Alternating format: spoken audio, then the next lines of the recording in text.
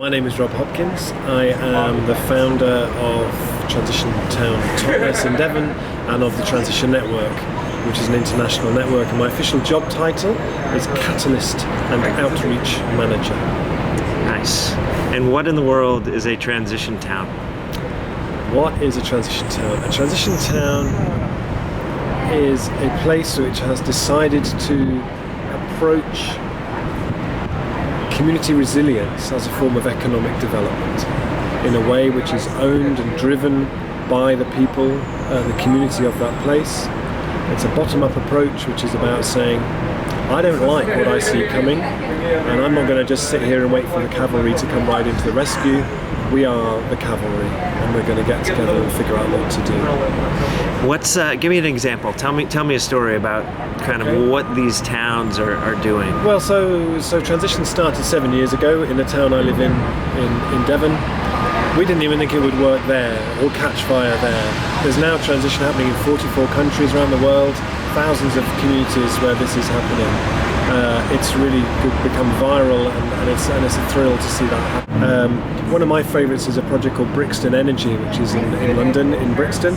Brixton is a neighbourhood in South London, high levels of deprivation, very diverse part of the city. And Brixton Energy emerged as a community-owned energy company. It grew out of Transition Brixton, and they decided they wanted to use renewables as a way of involving people, making new opportunities for people. So they have so the way it works is they do a series of share launches, and each share launch they invite local people to buy shares in solar PV, which is put on the rooftops of some of the poorest housing blocks there. The first share launch they did, mostly kind of white, middle class, green sort of Brixton people. Second one, a lot of people on the estate started buying the shares because they could see the change, the difference it was starting to make. Third one they just did recently, mostly people from on the estate. It raises money for energy efficiency in the buildings, trains local young people from the estate how to install solar.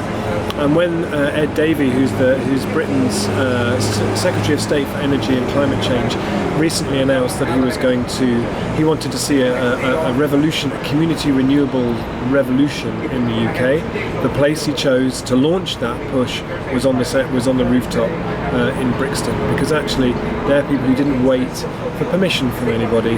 They just got on with it and made it happen. You know, I could tell stories all day long about food things, local currency things, education things. You know, transition flowers in different ways in every place, but it's about this idea that we don't need experts to come striding into our communities with their clipboards and design the future for us. Actually, what we need is the tools to unlock the collective genius of the people who are around us. Can you really save the world sort of one block, one town at a time? Can you save the world one block at a time? Well, I haven't heard of anyone who's come up with a better way of doing it yet, really. But it's really important to say that transition isn't the only thing that we need, and given the enormity of the scale of climate change, and the climate scientists saying we need to cut emissions by 10% a year, starting now, which is a historically unprecedented. If we're going to have any hope of actually doing that, we of course need government, of course we need businesses, we need universities, we need local government, we need all the stuff we can do as individuals. All those things are vital, but I think that transition is a key piece of the puzzle that hasn't really been looked at. The really, really big stuff that needs to happen will happen, hopefully, at the national and international scale. But the trouble is, at the moment, that stuff is stuck, because there's no sense that there's any political demand for it, political support for it. The challenge, it seems to me, is how we make the politically impossible become the politically inevitable. And the way that you do that isn't by having a movement which is just about complaining about why doesn't anyone do anything. But you have a movement which is about just getting on with it, not waiting for permission, showing what's possible, and also something which models community resilience as economic development. If we're serious about this and we really want to engage everybody in this, we have to be creating livelihoods for people. We have to be creating the new economies of the places where we live, and that's what transition is starting to do now.